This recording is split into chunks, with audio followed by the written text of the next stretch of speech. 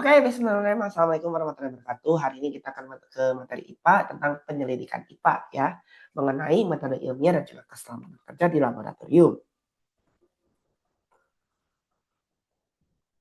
Next. Nah, apa itu metode ilmiah?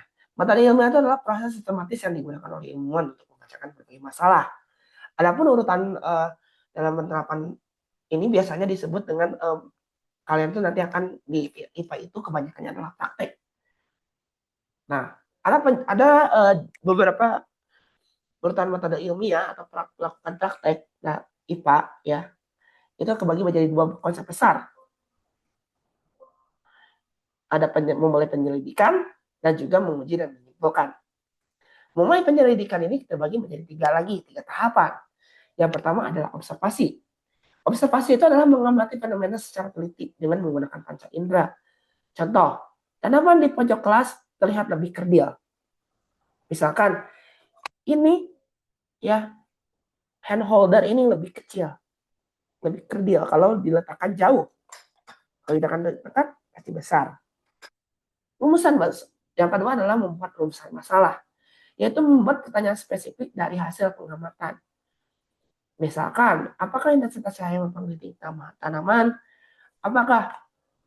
Apabila ini bila didekatkan, bendanya akan makin besar, ataukah tetap sama?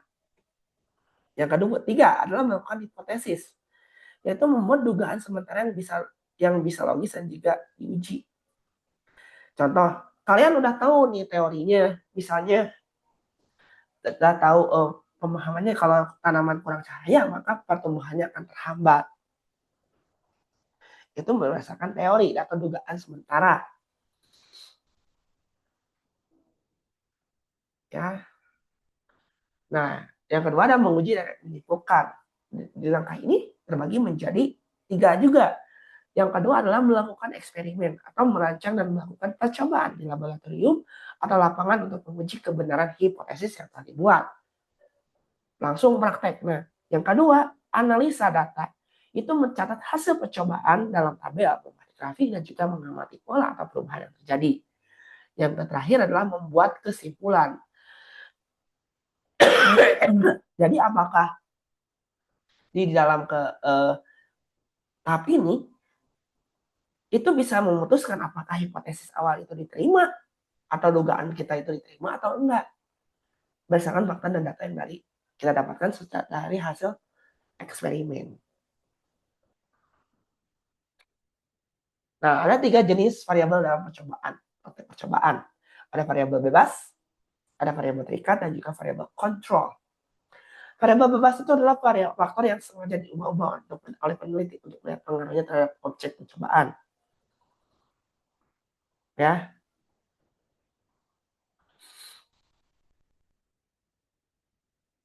Ada variabel terikat, adalah faktor yang diukur atau diamati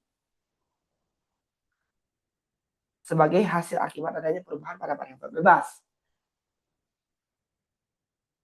Variabel kontrol adalah variabel yang dijaga tetap sama di semua pelakuan agar eksperimen berjalan adil atau tidak mempengaruhi hasil.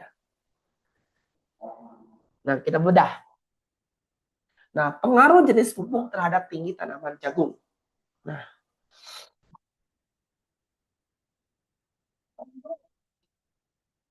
maka variabel bebas itu adalah variabel mengenai variabel terikat.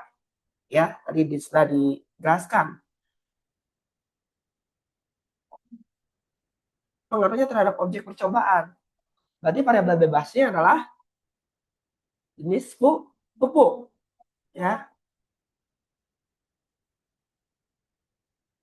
Karena di pupuk ini kan besi berbeda-beda. Yang kedua adalah variabel terikat. Kalau variabel terikat itu adalah tadi yang seperti dijelaskan adalah hasil atau objek yang kita teliti.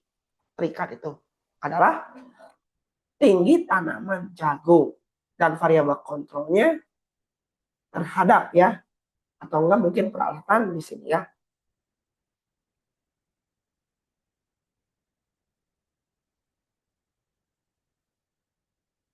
Nah, alat ukur dan wadah cairan. Di dalam laboratorium IPA terdapat berbagai macam alat ya. Ada yang pertama adalah gelas kimia atau Becker glass. adalah tempat untuk menampung dan mencampur bahan kimia. Nah, bentuknya gini. Ada cekungan panjang, ya. Kedua adalah bu Elmendier. Nah, ini kalau dilihat ya, adalah untuk berfungsi untuk mencampur cairan leher. Itu biasa dengan ciri-cirinya leher sempit, mencegah tumpahan sampah digoyangkan. Terus ada gelas ukur. Nah, bentuknya sama kayak gelas beker atau gelas kimia, cuma nanti ada angka-angka untuk mengukur. Itu untuk mengukur volume zat cair dengan presisi tinggi. Terus, terus ada alat penunjang eksperimen.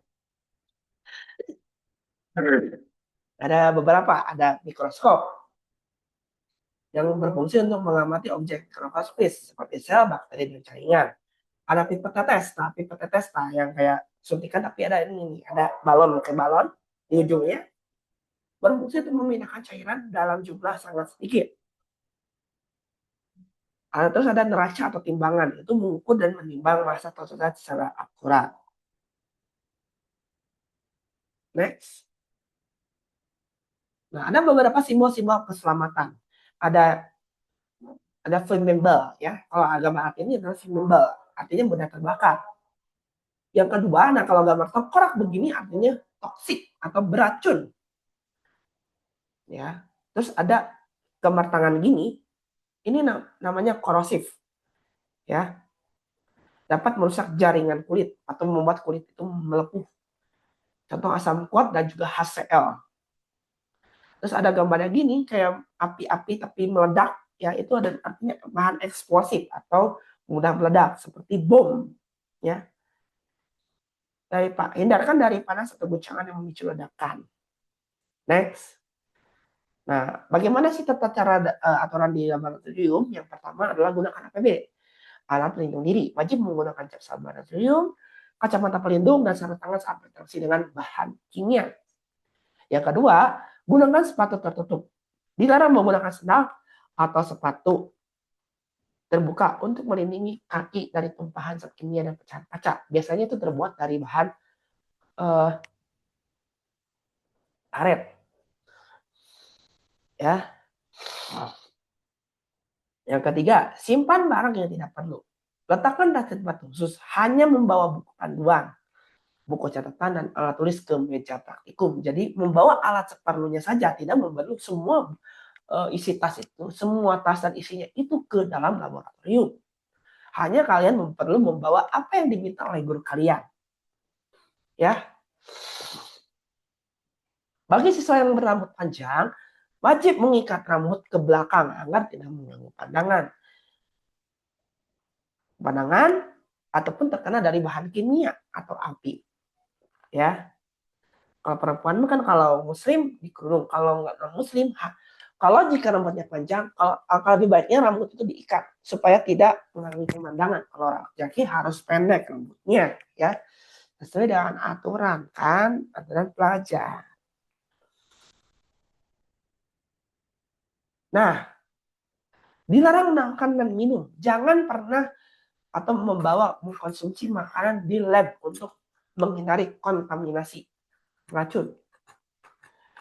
Nah,